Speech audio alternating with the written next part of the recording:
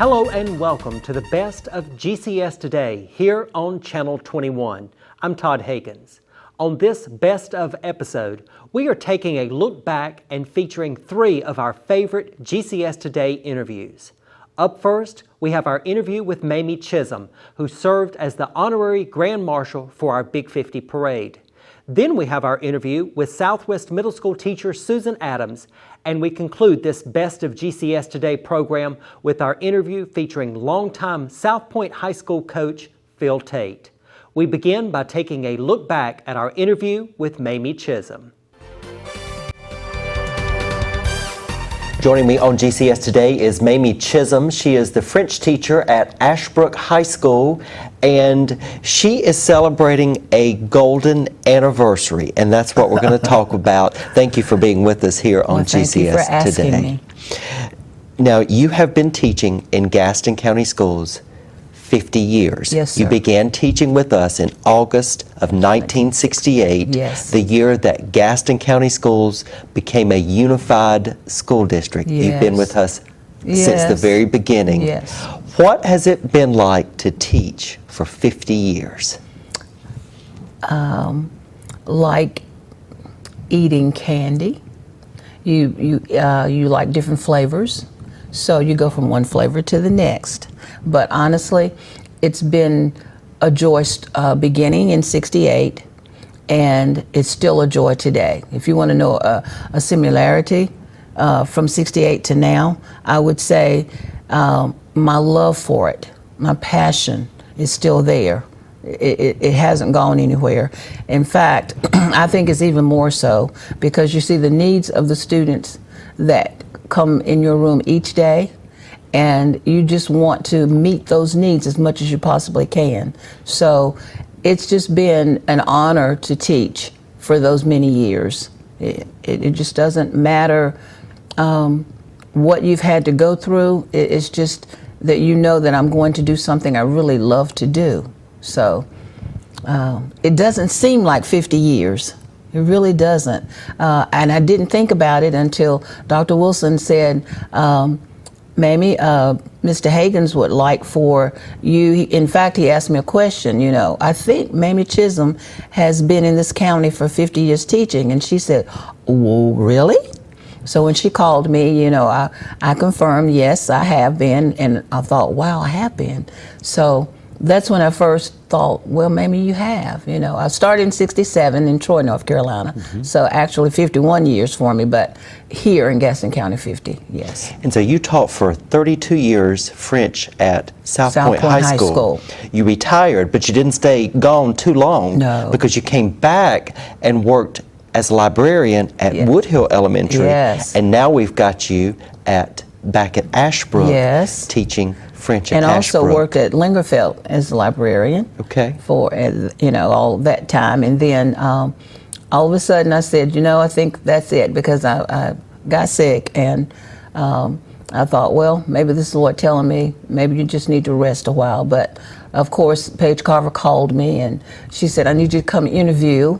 And ironically, Rebecca Wilson, now principal, was an AP then. And my son-in-law, Torben, was also there as an AP. Mm-hmm. And so when I walked in for the interview, Rebecca was sitting there with Paige, and they interviewed me, and she said, Mamie, would you just do it? And I said, okay, I will. So I've been there since '07. That's great. That's great. Now, how did you decide to become a teacher? Was there someone that inspired you, or something that motivated you to become a teacher? I think the love working with children. We were always active in our church, working with little children, and then we'd play school at home. So I have 2 sisters and a brother, and my sisters and I would play different games, and I would teach, and they would listen, and then of course they would do the same thing. And I just knew, you just have that inner feeling that there's something I really want to do. As I went through high school, French was my favorite subject, but that was not going to be my major. I wanted to do home economics because I like to sew and I like to make things and cook and that kind of thing. So I was really interested in that. So after I went to Johnson C. Smith, they did not have home economics. So I said, okay, I've got to decide on another major. And I said, I'll wait to the end of my sophomore year to do that. Well, I met a professor who was named Madame Adam, and she was from France. And I took my first French class, and she approached me one day and she said, Mamie? And I said, oui. She said, what's your major? And I told her I hadn't decided. And she said, you should think about French. And I said, oh, Lord, no. And I said, I love the language, and I think it just comes natural for me. I don't know why, but it does. And she said, okay, but think about it. Well, I took second semester, and she came again, and she said, I really hope that you will think about it. Just think about a major. So after I took my last class, I told my parents, I said, I think your daughter is going to major in French. And they said, we've taught you, do whatever you feel like you want to do, because you're going to be good at it. They were very supportive, always supportive, always promoting education. My father was president of the PTO back in those days, and he was always active in what we did. So he promoted all of us to do the best we could do, and he said, you'll make a good one. He said, maybe you'll go to France one day, which I did, of course, but I have to say, she was she motivated me to want to major in French, and that's what I did. And like they say, the rest of it is history. Yes, Lord. I guess you could say. Yes.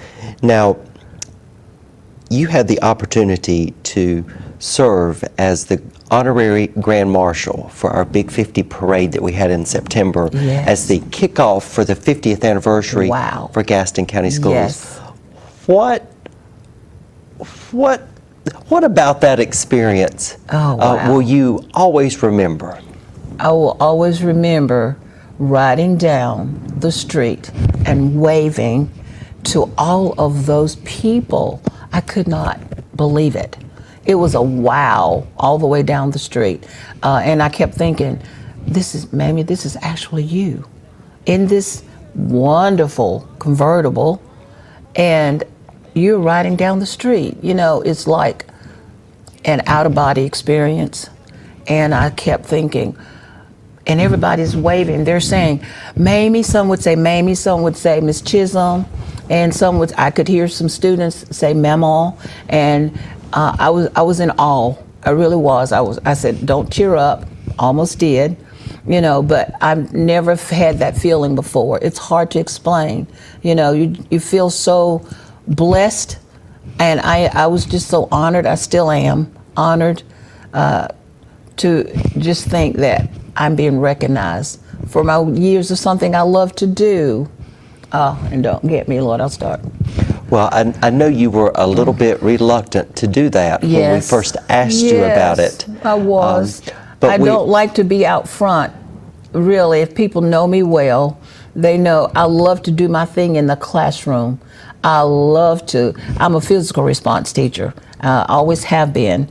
And so I love to get my students involved in whatever I'm doing. You know, we did possessive adjectives today. Well, you know, you just don't tell them it's mon, ma, and me. You got to tell them it's mon, ma, me, and a ton, ta, te. And you get them involved, and then you dance with them, and you sing with them, and you do they like to say rap, you know. You just do all kinds of things that will cause them to be engaged, you know, and that kind of thing. So, I don't know. It was wonderful. Well, just thank wonderful. you. Thank you for agreeing to be our honorary Grand Marshal, because you're most deserving. Thank Gaston County. Thank you for that. So, it was awesome. It was. Our Big 50 parade, we had a great day. Yes. Great day. Still talking about it. Now, you have taught a lot of lessons over the years. What lessons have your students taught you? Wow, so many. So many. But I will say, primarily, I think my students have taught me to listen more to them. It's not about me telling them, I am the teacher in this classroom and you will do what I say, which is true. I am the teacher in the classroom. But I think once we get to know our students, and that's so important, you've got to get to know who you're teaching. And because all of them are different, you know, we have a diverse classroom. And that's one of the different things today is that there's more diversity in the schools. So I feel like if you don't try to get to know them, then you are just standing up there teaching for 90 minutes and the bell rings and they go out the door and you said, okay. But you can remember Jacques needs this, you know, for him to understand what I'm teaching. And Marie needs this. And Angèle needs this. So you learn those things. And when I'm teaching, if I don't learn to listen to what they're saying, as far as when I was teaching how to do one of them said inversion of the verbs, the subject pronoun and the verb. And I said, okay, class, this is my most favorite way to make a sentence a question. And that is, we're going to change places with the subject and the verb. Well, and I said, comprenez-vous, which means do you understand? And I said the word is invert. Well, what about the students that don't understand what invert means? So one of my students, they said, oh, Maman, you mean backwards? And I said, oh, yes. So I wrote backwards on the board. And then another one said, so you mean switch places? So I wrote switch on the board. Well, guess what? I hadn't thought of backwards and I hadn't thought of switch. I'm just used to saying, doing this and saying change places. And so that's just an example of them teaching, you know, me learning from them, learning what turns them on and what turns them off. And we don't just have, I don't just teach French every day. Now, most of the time, yes, but there are times when we need to have conversations about character ed, different things that that's on their mind, they're concerned about, and they may come in and ask you a question and you might say, oh gosh, I've got to get this done. If I don't get this done, I'm gonna be behind. You've got to take the time to listen to them. So if we can do that, teachers do more of it. I know teachers do it, but if we can listen to them, hear their cry sometimes, you know, we may have fewer problems if we would just do that. So you learn every day from them. And Lord, generations are so different than before. 68, I could just go in and my students were just nice, just sitting there, and I could do whatever and they would do it. And as the years, you know, progressed, you get that change of generations, and you got to go in and you say, oh, well, this is not quite as easy. Now the jumping and the clapping and all of that doesn't seem to turn them on. So you have to learn how to motivate them in different ways. You got to use different strategies. And to do that, they show you different things that they want to do. So that's teaching you something too. So we've got to be able to receive from what the students are trying to teach us. You know, I think it's a two-way street. It is a two-way street. It really is. If you want success, it's a two-way street. You're celebrating your golden anniversary with Gaston County Schools. Thank you for everything you've done over that 50 years. Bless you. For the many students that have come through your classrooms and the impression and the influence you've been on their lives. I know they appreciate you, and I know that they love you. I hope so. And we appreciate you. Them. We're proud of you, and we're so glad that you are still a part of Gaston County Schools, and we appreciate you being with us here today. Thank you so much for Today. asking me. I really appreciate it. You're watching the Best of GCS Today here on Channel 21. Up next is our interview with Southwest Middle School teacher Susan Adams. Joining me on GCS Today is Susan Adams. She is a teacher at Southwest Middle School. It is so good to see you today. Thank you. And it's great to be here. We want to talk about a prestigious award that you received recently. Now, I know that over your career you have received a number of awards, but the most recent award was the Outstanding Service Award given to a Gaston County teacher by the Gaston County JCs. Tell us a little bit about that award and what it was like to be the recipient of the Outstanding Service Award.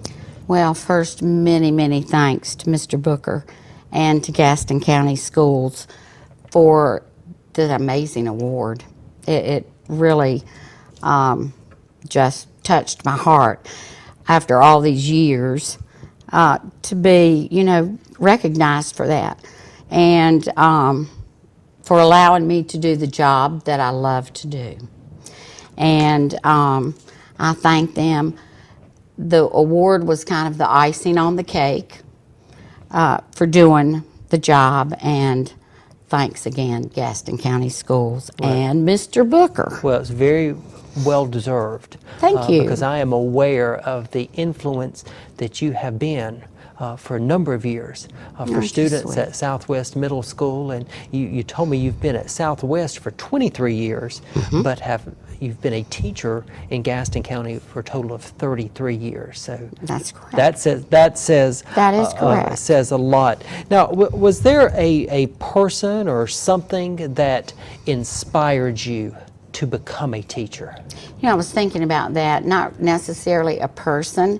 I always loved school when I was younger, but some friends and I had a blackboard and chalk, and we would every afternoon after school play school, and that just kind of stuck with me, and so I went to Appalachian and became a teacher. Great. And we've had a number of teachers here on the program, and they share a story very similar to that. It starts as a child, that you just get that interest and that passion for teaching. Now, what do you teach at Southwest? I teach math. Okay. Now, that's probably a subject that students think, math class. What do you do in your class that's exciting? What in your class keeps you going? What keeps you going back to the classroom every day? Well, number one, I love Southwest. I love the teachers. I love the students. I love the parents.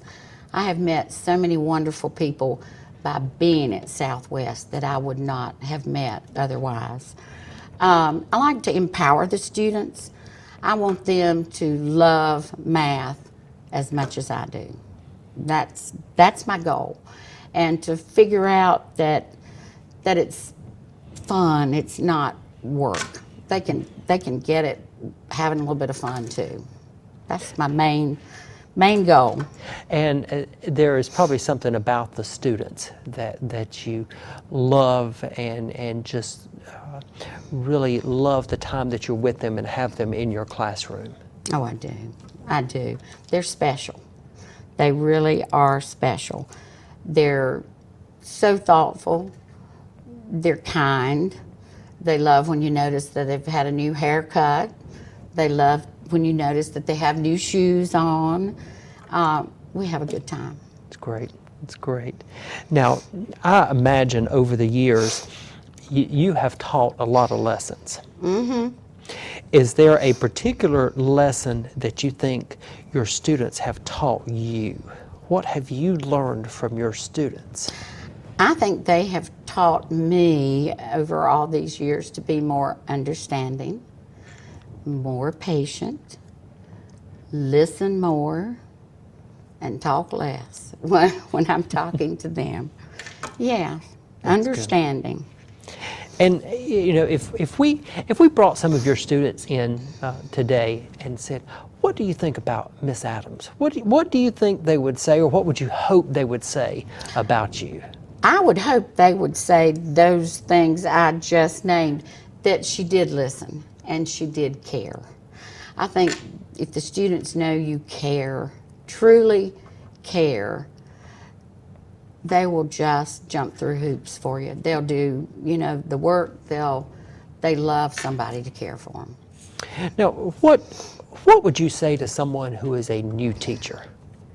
What would be your advice to a new teacher? Again, it goes back to me for the caring. I think if they truly care for those students, they know it. And the students do know. They realize. They absolutely know whether you care or not. And if you're there for the right reason, you do care. And they will just work their hearts out for you. It makes a big difference. But you have to be sincere. Mm-hmm. You have to truly care. Because students have a way of knowing. They do. They really do. And they and I think students want that. They want a teacher who sincerely cares about them, and it's a whole lot more than just what's being taught out of the textbook. Mm-hmm. It is. Oh, it is. You're doing so much more from students than just teaching them about math. Oh, absolutely, absolutely.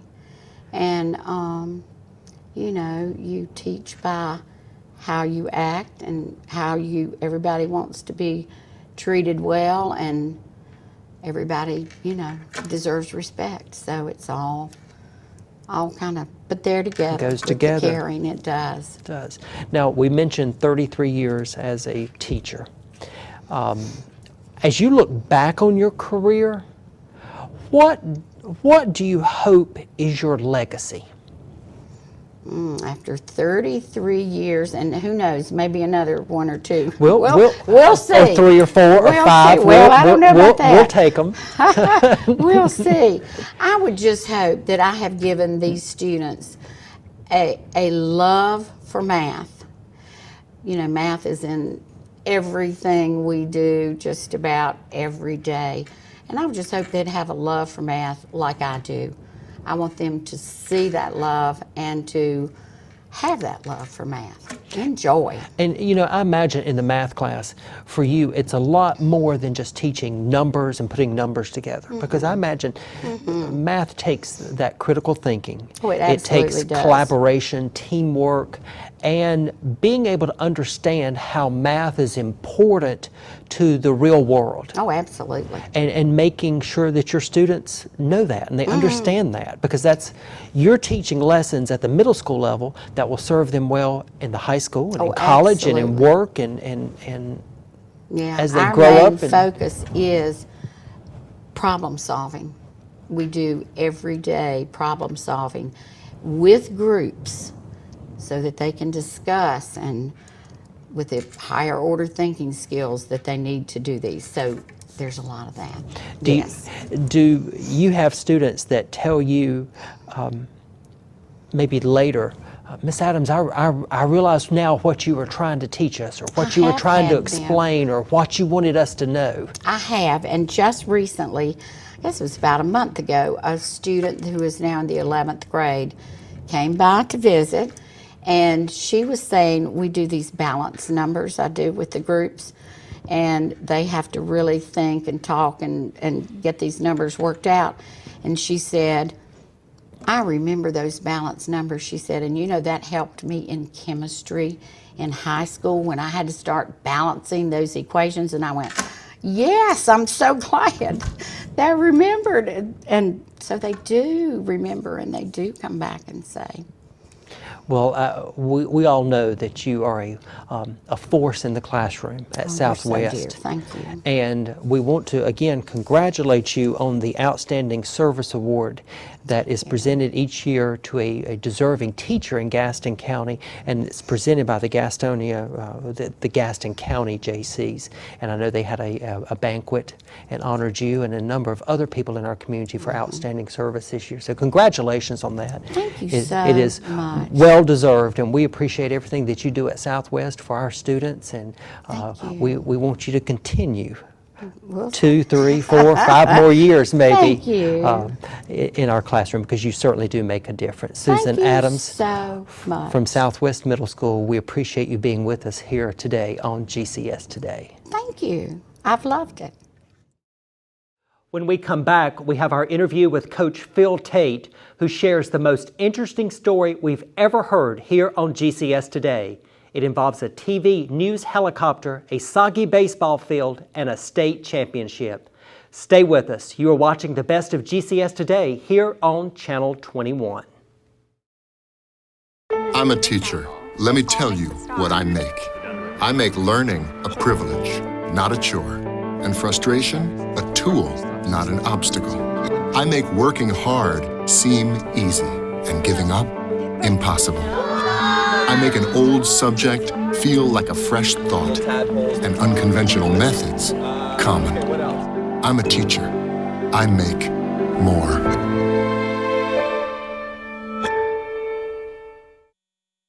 Joining me on GCS Today is Coach Phil Tate, who is very well known at South Point High School. Coach Tate, it's great to see you, and we appreciate you being here today. It's good to be here. Nice to see you. Okay, if our audience hasn't heard, you are retiring after 52 years in education. Why now? Well, I've been out of the classroom since 2010 and still been on the football field, but last year I felt like I didn't have the energy. The practice was got longer and longer and longer, and I had less and less energy, and the want to is still there, but when you don't feel like you're doing the job that you should be doing, it's time to move on. I've known so many coaches over the years tell me that when you don't want to go to practice, it's time to get out because you're cheating the kids and you're cheating the program. So South Point is in good hands with some great coaches, the staff over there, a bunch of young guys. Most of them came through the program over there, and I feel good about leaving it to them. They'll do a great job. But you won't go too far. You'll still keep in touch and keep up with South Point and probably watching from the sidelines, right? Well, Coach Hodge, he keeps after me. He's still not giving up on me, but I will be around. I'll go to some practices. I'll be around on Friday night some, and I'll tell him what I think, and whether he uses it or not, that's up to him. But I'll be pretty honest with him, and he's a great high school football coach, along with his staff, and I won't be far. And South Point won't let you go too far. Well, for sure. I don't know about that, but like I said, they've got some good sharp guys over there, and they love the game, and most importantly, they love the kids, and they're going to do right by those kids. Now, you during your tenure, you are responsible for 3 state baseball titles. Right. And you were involved as an assistant coach with the state football titles at Right. South Point. 5 of them, right. And you've been an umpire, and you are a member of the Belmont and the Gaston County Sports Halls of Fame. Right, yeah. And looking back over 52 years in education, you have you have an education family. I understand that your wife was a teacher for 40 Correct. years. Right. And she was at Belmont Central and Catawba Heights, right. And then also at Belmont Middle School, I Also, believe. she even taught some at Belmont Abbey. She was teaching teachers at Belmont Abbey. And so your wife was a teacher.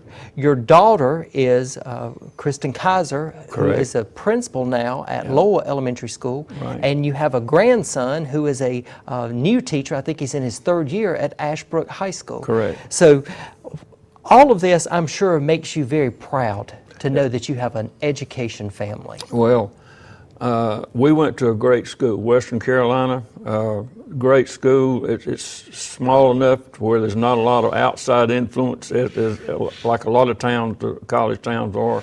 But we love Western Carolina, and Trish, my wife, was a great teacher for a long, long time. Kristen is a real great principal. She spends so much time, extra time, more than she should over there. Jake, our grandson, does a great job of teaching biology at Ashbrook, and he too spends more time than he should at school and trying to get things going. But Western Carolina was a good place for us to go. We were high school sweethearts, and then she came to Western after 2 years, and we were married. And Dr. Jim Hamilton, the head of the PE department at Western Carolina. He's 97 years old now, and he's still alive in Kansas, and he still runs. Well, if you want to call it run. He's in these 5Ks and stuff like that, but he's a great guy. But he told us in the PE department, the health and PE majors, we had to have 2 majors. We had to major in health and physical education, but we also had to have a second major, which I took science. And I enjoyed teaching biology, but Doc told us, he said, if you need a place to go back to the community you came from and make it better. And that's what we've done. It's great. It's great. Now, as you look back on your career, what stands out in your mind? What do you remember most, first about being a teacher? Well, it was, the thing is, you walk in the door and you see all the people in there and what they're about, and then you're sitting in your classroom and you see these kids come in the door, and every one of them are from different backgrounds. And you can tell by the way they handle themselves, by the way they carry themselves, who is in a good spot and who's not in a good spot. And I always tried to, the kids that weren't maybe having a good day or were in a bad spot, I always tried to pat them on the back, either physically or verbally, and tell them how you doing, things will get better and things like that. So I did a lot of hugging, mental hugging, and making sure kids understood that a school was a good place for them, and if they applied themselves, they would do well someday, and turn out to be good mamas and daddies and family people and church goers and things like that. They didn't have to be a doctor or a lawyer. You know, we don't have enough people in trades anymore. You know, we don't have enough mechanics and things like that, plumbers and things like that. But every kid is different. Even twins in a classroom, they're very, very different people, and you have to understand that to be an effective teacher. Now, I think probably the lessons you taught in the classroom, you also taught them on the baseball field and the football field as well. Right. I mean, being on time, being ready, having your stuff together, just like going in a classroom. And one of the people I learned that from was a guy, believe it or not, was a band teacher named Frank Widenhouse. He was a great band director, and he was a disciplinarian to a point. And he made sure those kids understood that when you show up, you're ready to go, you're ready to practice, you're ready to apply yourself, and when it's over, it's over. And that's just one teacher that I always felt like was a true consummate teacher. Might sound strange coming from an old football guy, but Frank Widenhouse was a good example. Okay, as a coach, and you look back on your career, is there a particular team that is most special to you, or one that really stands out to you? Well, in baseball, I guess the 1981, the last state championship we won, we were playing at home. We were playing East Randolph, and the first game on Friday night we won, and they had one good pitcher and I had 2, and we beat them on Friday night. Well, right after the game, it starts raining, and it rained all night long. I mean, rain just like it's raining around here now. So I get up at daybreak the next morning, go to the field and get my brooms and squeegees out and start moving water, because I didn't want him to have another day or two to get that number 1 guy back again. And so I looked around, and here come the city of Belmont. They had sump pumps, things like that. Parents came. We were bailing water with cups and stuff like that. And I got an idea. I think, I'm going to go call the Air National Guard and get a helicopter to come over here. So I called them, and they wouldn't do it. So I called Harold Johnson at Channel 9. And he said, they had covered the game that night. And he said, yeah, we'll send one over. So I went back in the field house, and I told athletic director, Coach Biggerstaff, who was responsible for everything at South Point now. He said, oh, yeah. He thought I was joking. And about 10 minutes later, here comes a helicopter, comes through the center field gate, the center field light poles, sits down on the infield, and sits there for about 45 minutes and had that thing just going full speed. That field was great. We won that night. I mean, it was a great memory. I don't think I've ever heard someone tell a story about using a helicopter as a gigantic fan to dry up that baseball field. We did it, and that baseball field was built. Harold Stowe, the old Clemson guy, down New Hope Road, was, and then some other people in town helped me build that field, and I took so much pride in that field and still do. But and as far as football is concerned, we went to Asheville in 2003. And they were favored, and it was cold, and we get up there, and I got out of the truck with Mick Kleinberger and Mike McWhorter, and I said, boys, this looks like to me it's a little bit of stuff falling. And that's not, Coach. I said, it's going to snow here tonight. So we went in, got dressed, and came out to warm up, and it starts spitting snow. And by the time we got through our individual warm-ups, the ground was getting white.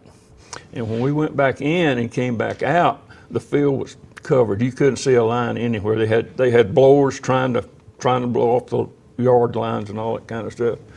And Asheville was favored. They had a heck of a team, and we beat them 57-10 at their place. Those two games are sweet memories. But all the teams I've been a part of, and when I say I've been a part of, that's the way I feel.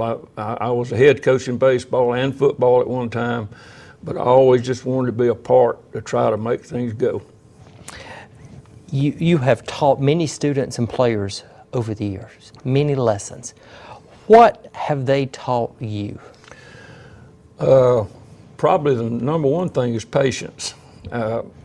I'm geared a little bit to be impatient. If you don't believe it, you can ask my wife. But I've learned to be more patient because most people do want to do well, but most people are a little bit slower doing things than I am, and I've learned to slow down a little bit over the years. Now, you're retiring. You're still going to stay in touch and keep up with South Point, but you're going to have extra time on your hands. What do you want to do now? What are you looking forward to? Well, I got some good buddies that play a lot of golf, and they're former coaches in the county: Bill Eccles, Joe Shepard, John Devine, Lloyd White, the Ashbrook guys. They're good friends of mine we were never enemies. We were always competitors, and we're still great friends. And I like to play golf. And also, Trish and I have a place at North Myrtle Beach, and we're going to spend more time than we have been spending because of the schedule with football and all. But we're going to travel some. We're going to St. Louis and see 3 games this summer. A boy that I coached is the manager of the St. Louis Cardinals, and he's from Charlotte. And we're going to go see him, and we're just going to maybe kick back and relax a little bit and walk in town and things like that normal people do.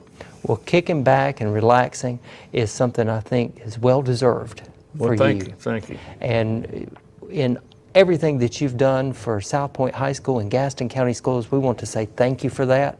We appreciate you, and you will, even though you are retiring, you will always be an important part of the Gaston County Schools family. So we just want to tell you how much we appreciate everything that you've done. Well, I appreciate that, but I think I got more out of it than anybody else because I've enjoyed my time with Gaston County Schools, and it's a great place to live, great place to work, and I hope things just keep getting better.